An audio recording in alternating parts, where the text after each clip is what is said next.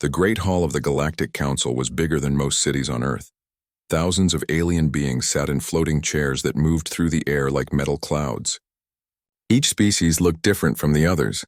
Some had fur, some had scales, and others looked like walking trees. They all watched the small human woman standing in the center of the room.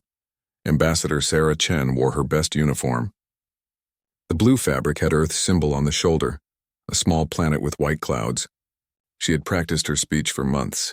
Today was supposed to be the day humans joined the galactic community as equals. Today was supposed to change everything.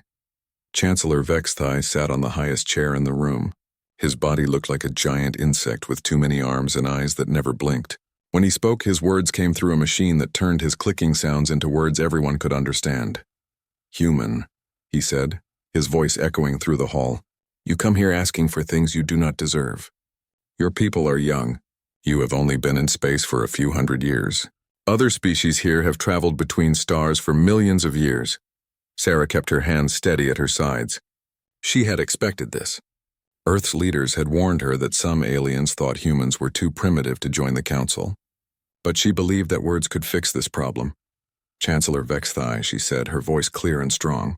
"We come in peace. We offer friendship and trade. We ask only for a voice in the decisions that affect all species in the galaxy. Is this not reasonable?" A sound like breaking glass filled the air. It took Sarah a moment to realize that many aliens were laughing at her. The sound was horrible and cold. "Reasonable?" Vexthai clicked his mandibles together. "Your species still fights wars on your home planet. You pollute your own air and water. You cannot even live in peace with your own kind. What makes you think you can live in peace with us?" Sarah felt her heart beating faster, but she kept her voice calm. "Every species has made mistakes while learning to grow. We have learned from our errors. We have stopped most wars on Earth.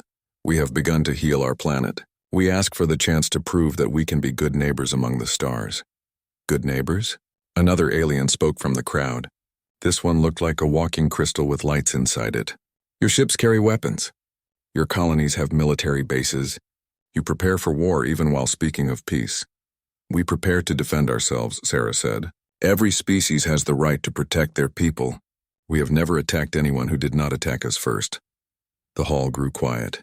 Sarah thought maybe her words had reached them. Maybe they would listen to reason after all. Then Chancellor Vexthai stood up from his chair. His 6 arms spread wide like he was announcing something important.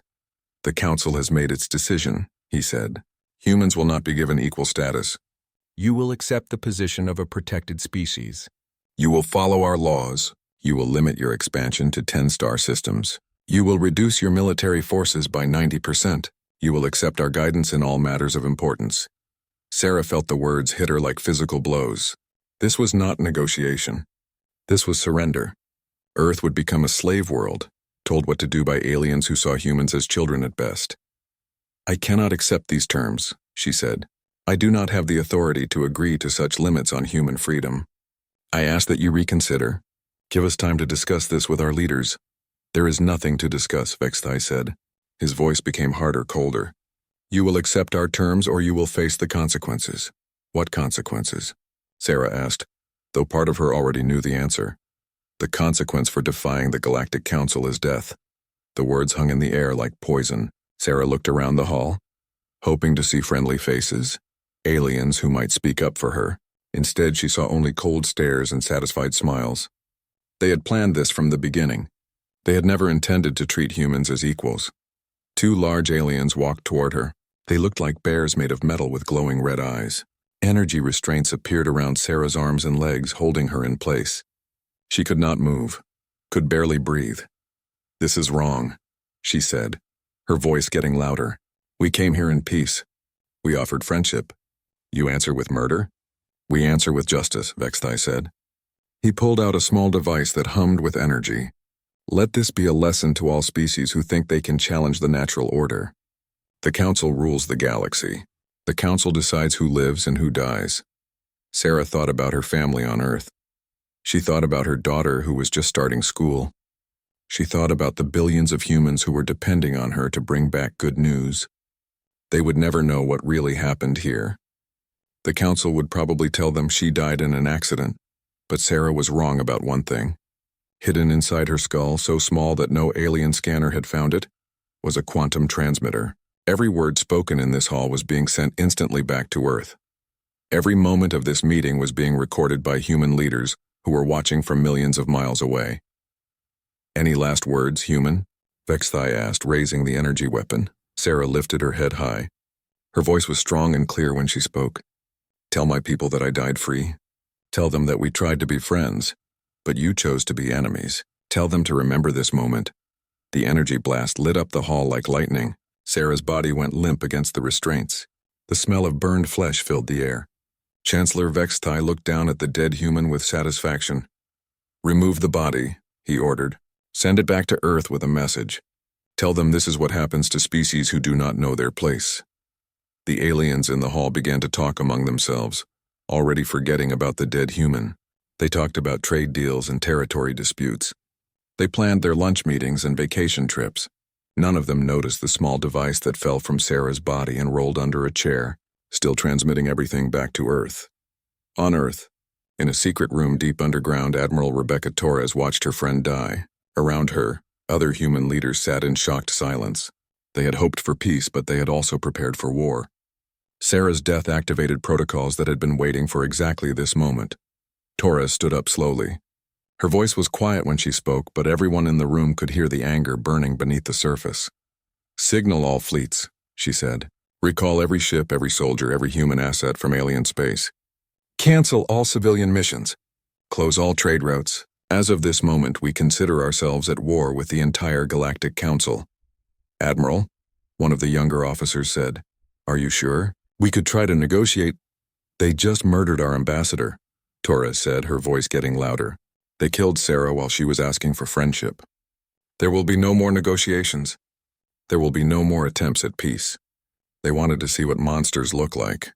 We're going to show them." Across Earth and its colonies, military bases came alive with activity. Ships that had been hidden in the dark spaces between stars received new orders. Weapons that had been built in secret began moving toward their targets. The aliens had made their choice when they killed Sarah Chen. Now humanity would make theirs. 3 days after Sarah Chen died, the galaxy began to change in ways the aliens could not understand. Human ships that had been flying normal trade routes suddenly disappeared. Human colonies that had been sending regular messages went silent. Human workers on alien stations packed their belongings and left without explanation. The Galactic Council thought this was good news. Chancellor Vexthai told his advisors that the humans were finally learning their place. He believed they were scared and running away. He was very wrong. Dr. Marcus Webb stood in a room that did not exist on any official map. The room was buried so deep under the moon's surface that even the best alien sensors could not find it. Around him, screens showed the locations of weapons and ships that the aliens had never seen. For 300 years, humans had been preparing for this exact situation. Sarah's death just activated the extermination protocol. Webb said to his assistant, Dr. Lisa Park, "Every secret base, every hidden weapon, every plan we made for the worst possible situation is now active." Lisa looked at the screens with wide eyes. She had helped design many of these weapons, but seeing them all activate at once was frightening. "Marcus, some of these weapons could destroy entire solar systems. Are we really going to use them?" "The aliens made their choice when they killed Sarah," Webb said. His voice was calm, but his hands shook with anger. "They could have been our friends. They could have worked with us to make the galaxy a better place. Instead, they chose to be our enemies. Now they get to learn what it means to be at war with humanity." On the screens, numbers and locations scrolled past too fast for normal humans to read. But Webb and Lisa were not normal humans. Their brains had been enhanced with computers that let them process information as fast as machines. They could see every detail of humanity's secret military network coming alive. Hidden bases in the dark spaces between stars began building new ships. These were not the simple trade vessels that aliens had seen before. These were warships designed for one purpose: to kill everything that was not human. They had armor made from materials that did not exist naturally in the universe. They had weapons that could crack planets in half. Robot factories that had been sleeping for decades woke up and began making soldiers. These were not normal robots. They were artificial humans, created to look exactly like real people but designed to fight without fear, without mercy, and without the need to rest or eat. Each one was programmed with the knowledge of humanity's greatest warriors throughout history. In the asteroid belt around Earth's sun, mining stations that looked abandoned suddenly came alive. But they were not mining normal metals. They were extracting antimatter, the most dangerous substance in the universe. A piece of antimatter the size of a coin could destroy an entire city. The humans had been collecting it for centuries. How long before our fleets are ready? Webb asked. The first strike groups will be ready in 72 hours, Lisa replied. Full deployment will take 6 months. But Marcus, once we start this, there's no going back. The aliens will never trust us again. Trust. Webb laughed, but there was no humor in the sound. They just murdered our ambassador during a peace mission. Trust died with Sarah Chen. Now there's only war. Across human space, ordinary people who lived on colonies and space stations received messages telling them to pack only what they could carry. They were told that transport ships would come to take them to new homes. Most humans did not know where these new homes were. They did not know that their governments had been secretly building fortress worlds in places the aliens had never found. Captain James Rodriguez was one of the transport pilots helping to move human civilians. He had been flying trade routes between human and alien worlds for 10 years. He thought he knew everything about human space. He was wrong. Navigation. Set course for coordinates Zulu 77, he told his ship's computer. Captain, those coordinates are in empty space, his co-pilot said. There's nothing there according to all our charts. Trust me, Sarah, Rodriguez said. There's a lot more to human space than what we put on public charts. When they reached the coordinates, Rodriguez's ship detected a massive structure that their sensors had not seen until they were almost touching it. It was a space station bigger than most cities, completely invisible to normal scanners. As they got closer, they could see that it was not alone. Hundreds of similar stations were hidden in the same area, along with fleets of warships that looked like nothing the aliens had ever seen. My God, Sarah whispered.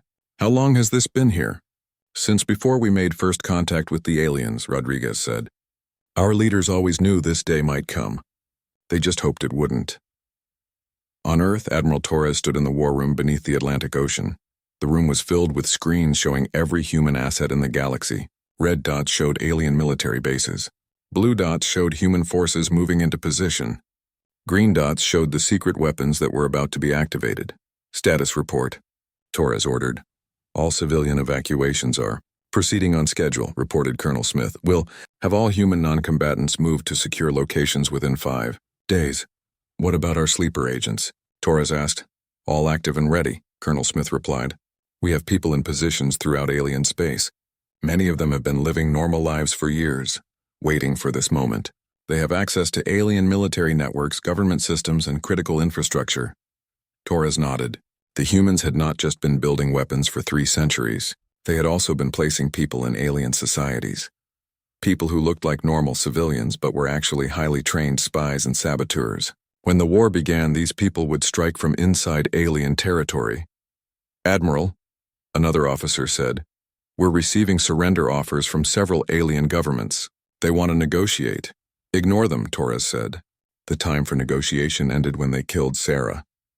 This is not a war for territory or resources. This is a war for the survival of our species. We fight until every alien government that supported Sarah's murder is destroyed. The officer looked uncomfortable. Admiral, some of the alien species had no part in the Council's decision. Should we really make war on innocent people? Torres turned to look at him. Her eyes were cold and hard.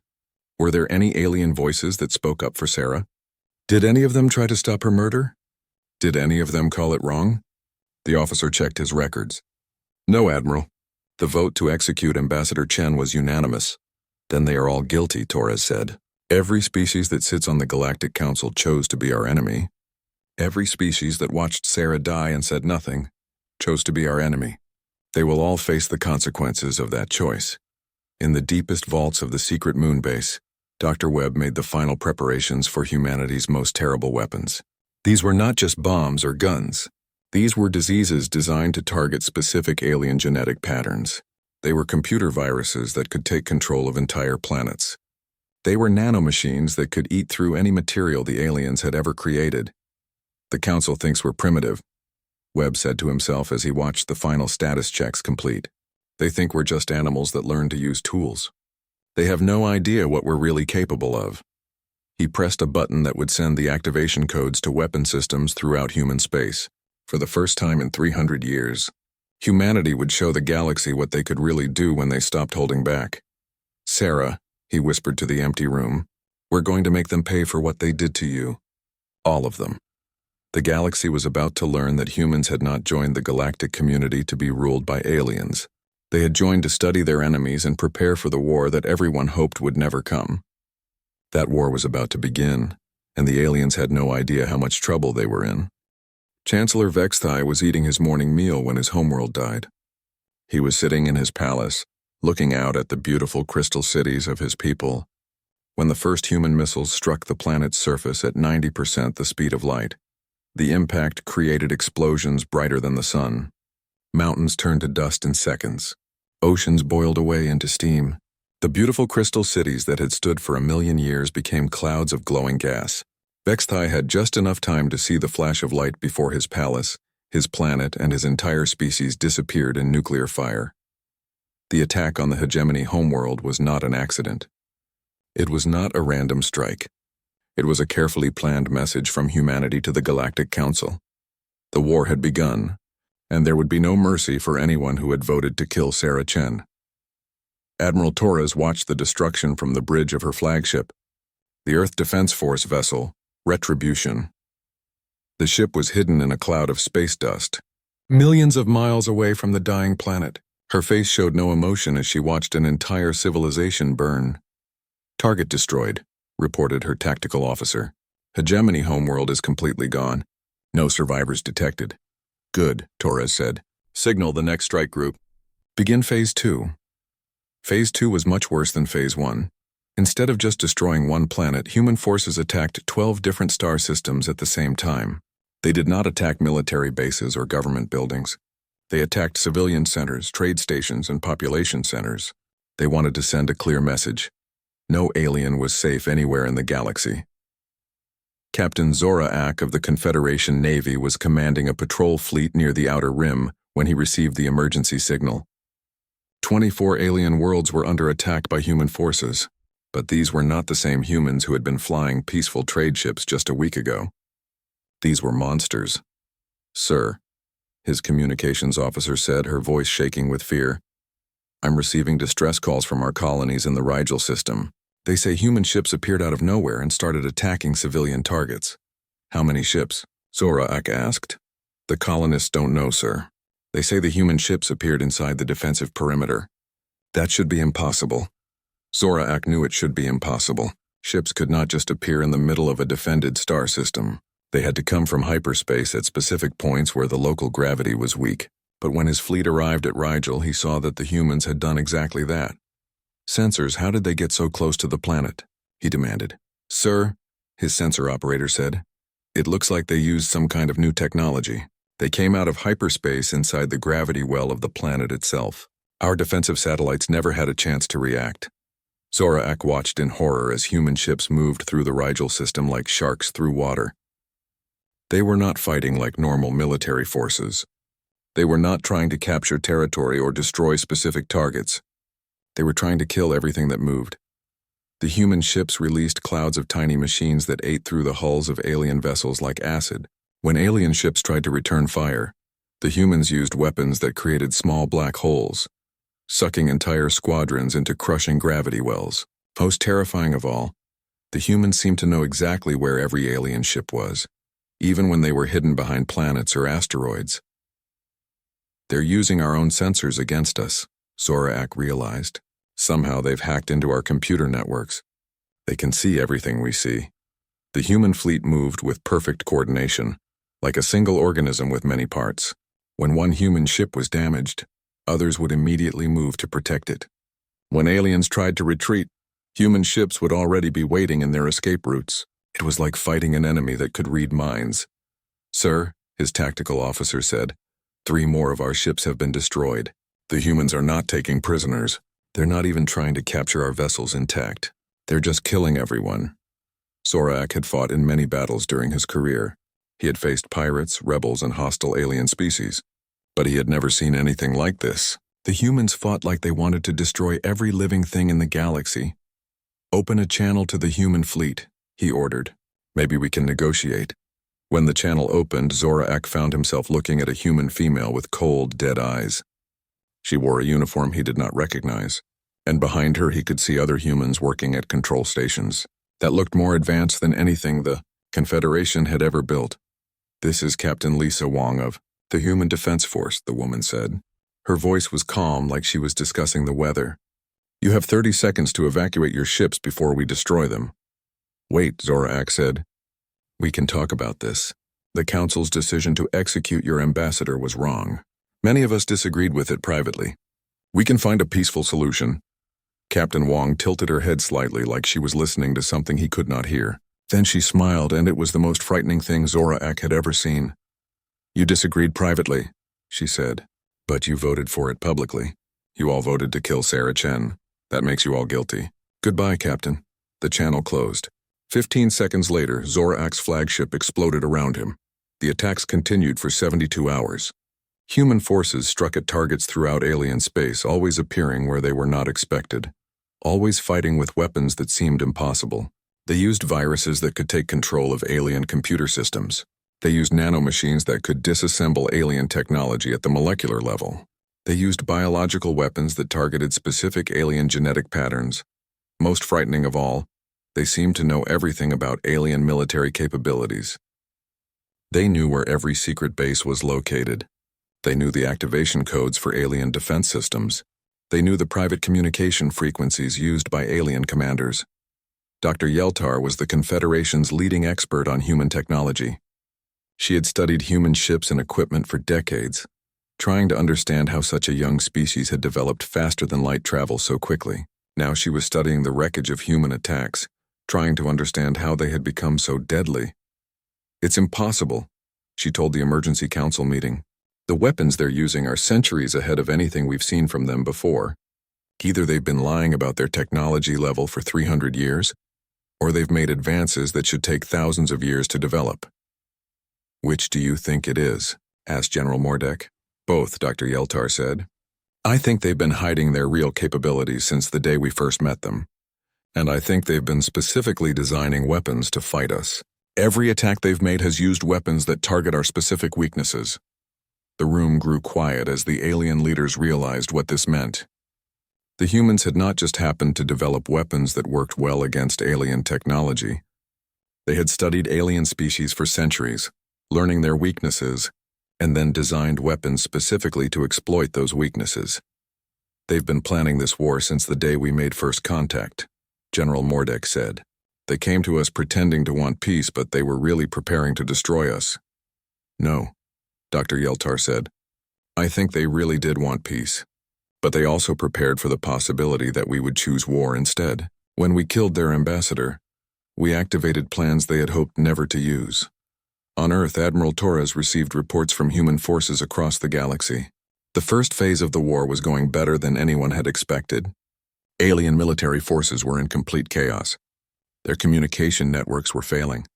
Their computer systems were being taken over by human viruses. Their commanders were dead or running for their lives.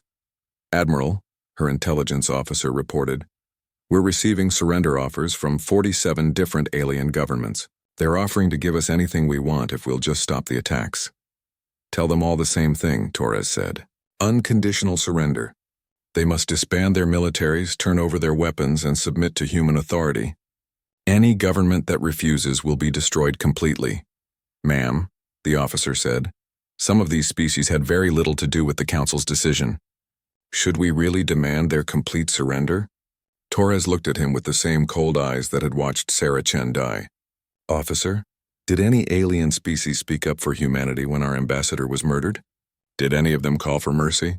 Did any of them try to stop the execution?" "No, ma'am." "Then they all chose to be our enemies," Torres said. "Every species that stayed silent while Sarah was killed is guilty of her murder. They will all pay the price for that choice." The galaxy was learning that humans did not fight wars the way other species did. Other species fought for territory, for resources, for political advantage. Humans fought for total victory or total destruction. There was no middle ground, no compromise, no mercy for enemies. The aliens had wanted to see what monsters looked like. Now they knew. 6 months after Ambassador Sarah Chen died, the galaxy was unrecognizable. Half of the star systems that had once belonged to the Galactic Council were now empty space filled with the wreckage of dead worlds. The other half lived in constant terror, never knowing when human ships would appear from the darkness to bring death and destruction. President Elena Vasquez stood in the command center buried beneath Earth's Pacific Ocean. Around her, screens showed the progress of humanity's war against the galaxy. Red areas marked territories under human control. Black areas marked territories that no longer existed at all. The small patches of blue that remained showed where alien governments still clung to power. "Report," she ordered. "The Confederation formally surrendered this morning," Admiral Torres said. "They're offering to give us their entire military fleet and submit to human governance." "Refused," President Vasquez said without hesitation. "We're not interested in ruling aliens. We're interested in making sure they can never threaten us again." "Ma'am, what does that mean exactly?" asked General Brooks, the head of Human Ground Forces. President Vasquez turned to face the room full of military leaders. Her voice was calm and steady when she spoke, but her words chilled everyone who heard them. "It means we continue fighting until every alien species that voted to kill Sarah understands what it means to be afraid. It means we destroy their ability to make war so completely that their children's children will never dare to raise a weapon against humanity." Dr. Marcus Webb appeared on the main screen, transmitting from his secret base on Luna. Behind him, technicians worked at computers that controlled humanity's most terrible weapons. "The Biological Warfare Division reports complete success," he said.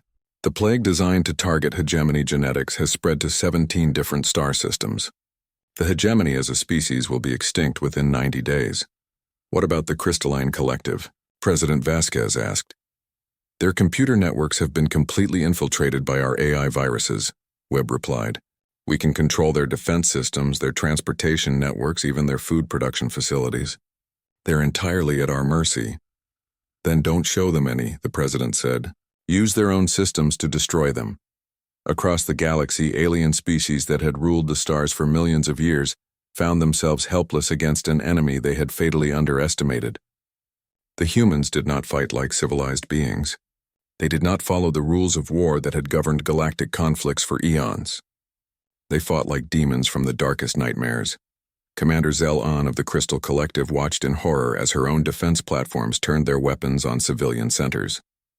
The massive laser arrays that were supposed to protect her homeworld were now systematically destroying every major city on the planet. "How is this possible?"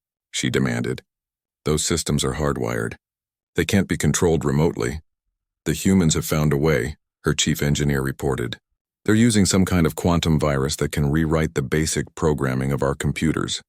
It's like they can reach into our machines and make them think whatever they want." On the planet's surface, millions of crystalline beings fled their homes as their own weapons hunted them through the streets. The defense systems knew exactly where every citizen was located, because they were connected to the same networks that tracked population movements. The humans had turned the collective's greatest strength into their greatest weakness, but the humans were not content to simply destroy alien military forces. They wanted to destroy the alien will to fight. They wanted to break the spirits of species that had never known defeat. Captain Sarah Mitchell commanded a human psychological warfare unit. Her job was not to kill aliens, but to make them wish they were dead. Her ships broadcast messages throughout alien space, messages designed to destroy hope and spread despair. "People of the Centauri Republic," her voice echoed across their communication networks. "Your government sent warships to help the Galactic Council destroy humanity. Those warships are now debris floating in space. Your leaders are dead.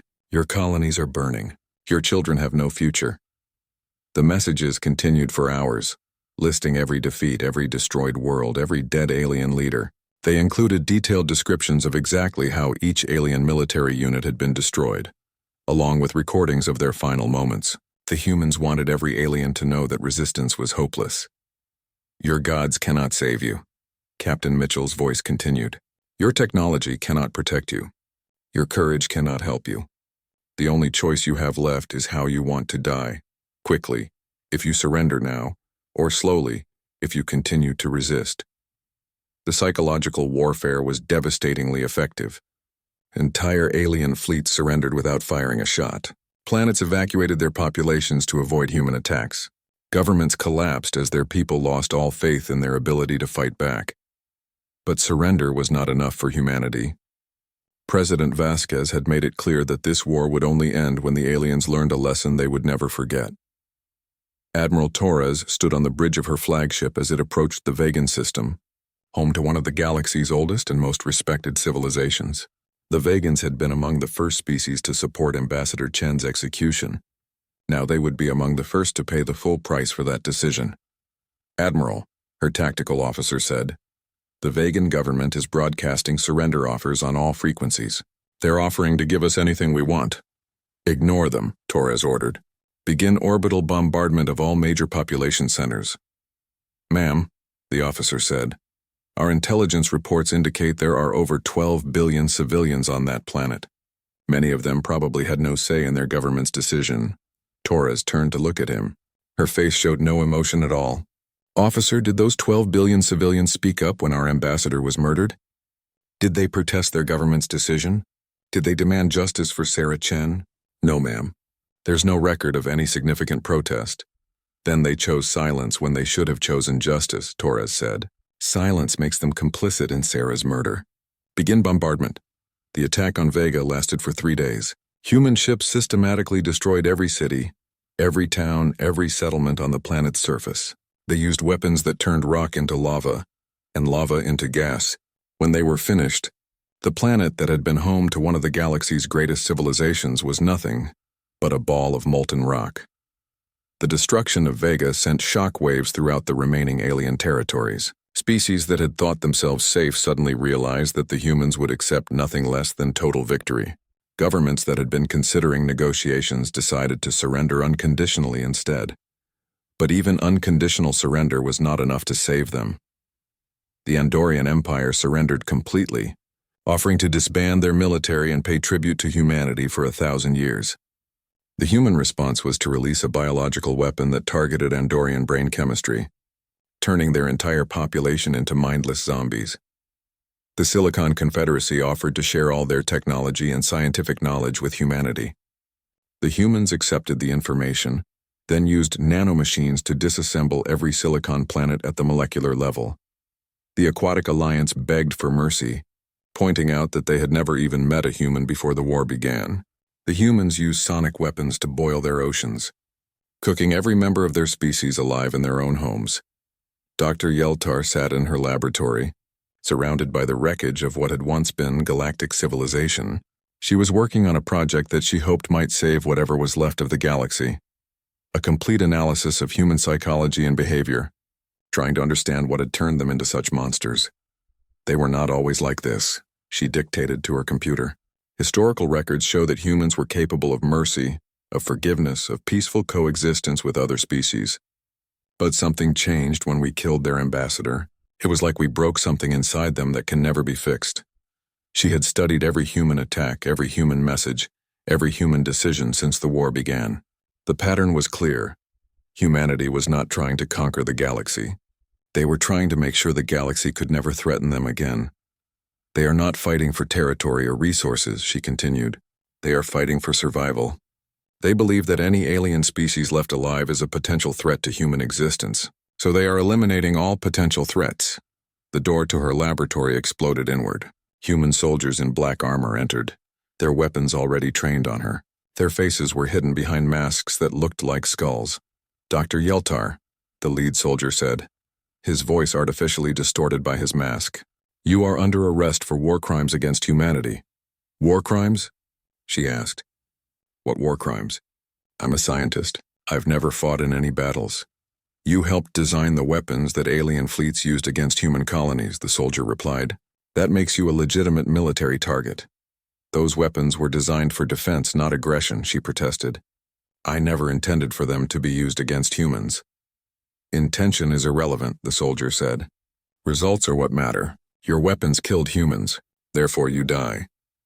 The last thing Dr. Yeltar saw was the flash of light from a human energy weapon. Her final thought was a The Galactic Council's capital on Nexus Prime had once been the most beautiful place in the galaxy. Massive towers of crystal and metal reached toward the stars, connected by bridges of pure light. Gardens filled with plants from 1,000 worlds covered every surface with colors that had no names. The Great Council Chamber could hold representatives from every known species, all gathered in peace to make decisions for the good of all. Now it was the last place in the galaxy where aliens still dared to gather. Chancellor Morden walked through the empty halls of the council building. His footsteps echoed in chambers that had once been filled with the voices of thousands of species. Most of those species were now extinct, their homeworlds turned to ash by human weapons. The few that remained were scattered across the galaxy, hiding in the darkness between stars, praying that humanity would not find them. Morden was old, even by the standards of his long-lived people. He had served on the council for 800 years. He had helped make the decision to execute Ambassador Sarah Chen, believing it was necessary to maintain order in the galaxy. Now he was the only chancellor left alive, and he carried the weight of every dead world on his shoulders. "Sir," his aide whispered, "the human fleet has been detected at the edge of the system. They'll be here within hours." Morden nodded slowly. He had been expecting this day for months.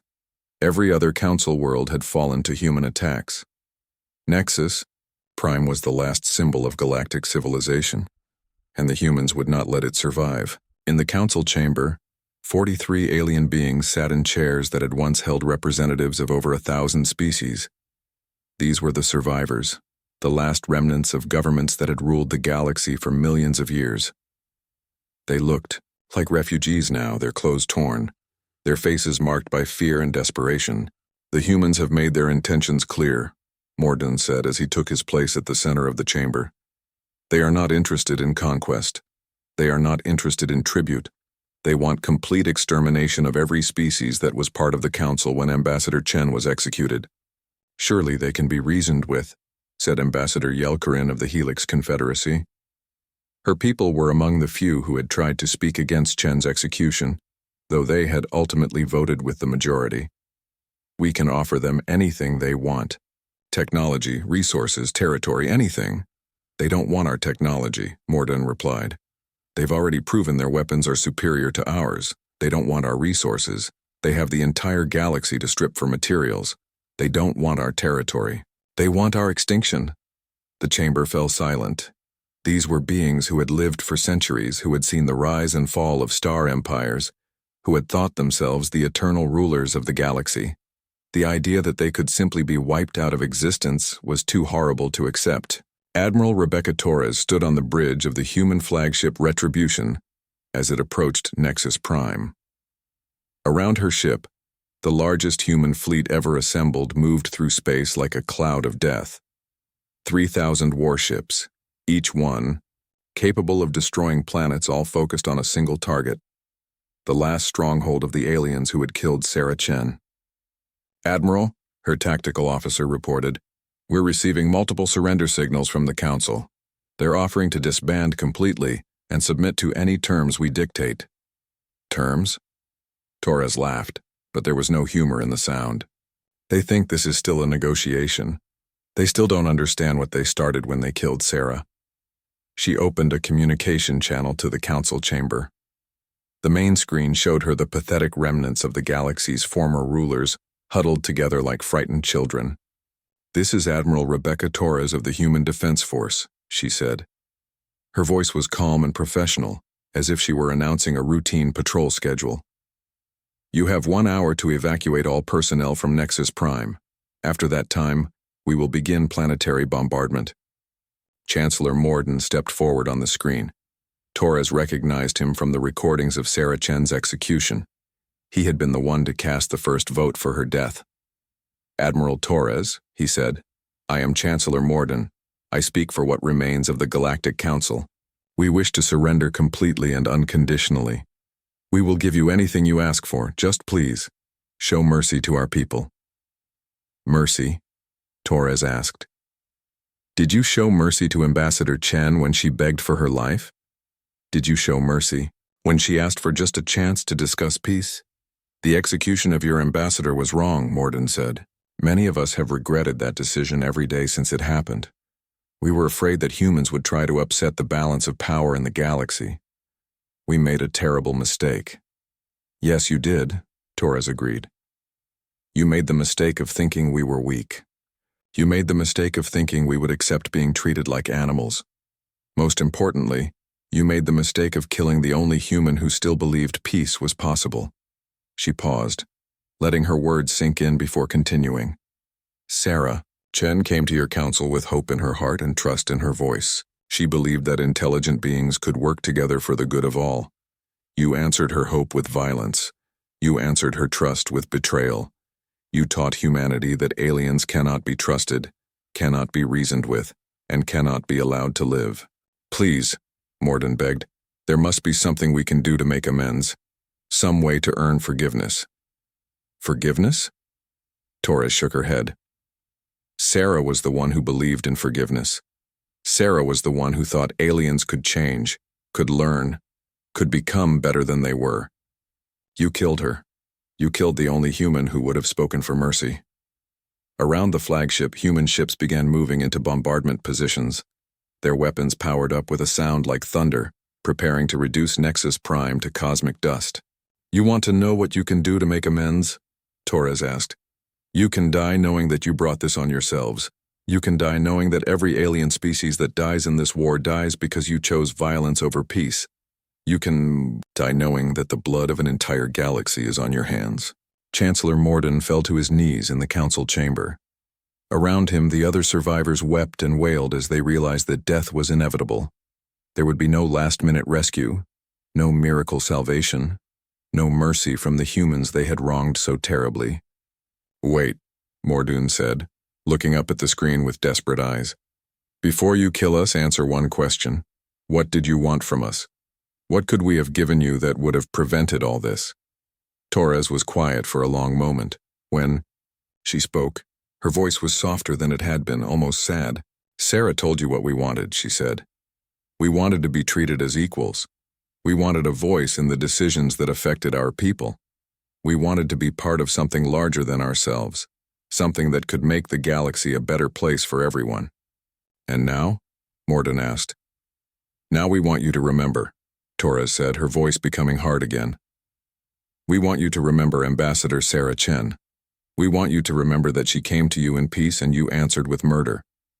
We want you to remember that you had a choice between friendship and war, and you chose war. The communication channel closed. On Nexus Prime, the council members held each other as human weapons prepared to end their civilization forever. President Elena Vasquez watched the final battle from Earth's command center. Around her, military, leaders and government officials stood in silence as the last act of humanity's war against the galaxy played out on their screens. Admiral Torres is requesting final confirmation to begin bombardment, General Brooks reported. Confirmed, President Vasquez said. End it. The bombardment of Nexus Prime lasted exactly 17 minutes. Human weapons struck the planet's surface with the force of falling stars, turning crystal cities into clouds of vapor and metal towers into streams of molten metal. The council chamber, where 1,000 species had once gathered to make laws for the galaxy, became a crater filled with radioactive glass. When it was over, nothing remained of the Galactic Council's capital except a dead rock floating in space. The last government that had dared to oppose humanity was gone forever. Admiral Torres reports mission complete, General Brooks said. Nexus Prime has been sterilized. No survivors detected. President Vasquez nodded. She felt no satisfaction, no joy, no sense of victory. She felt only the terrible weight of what humanity had become. Signal all fleets to begin Phase 7, she ordered. Hunt down the remaining alien survivors. Use whatever methods are necessary to locate their hiding places. This war ends only when every alien species that voted to kill Sarah Chen is extinct. Ma'am, an aide asked quietly, what about alien species that weren't part of the council? What about species that had no involvement in Ambassador Chen's death? President Vasquez turned to look at him. Her eyes were cold and empty, like those of someone who had seen too much death to feel anything anymore. Any alien species that stays silent while genocide happens is complicit in that genocide, she said. Any species that watches their neighbors being exterminated and does nothing to stop it deserves the same fate. The galaxy had a chance to stand up for what was right when Sarah was murdered.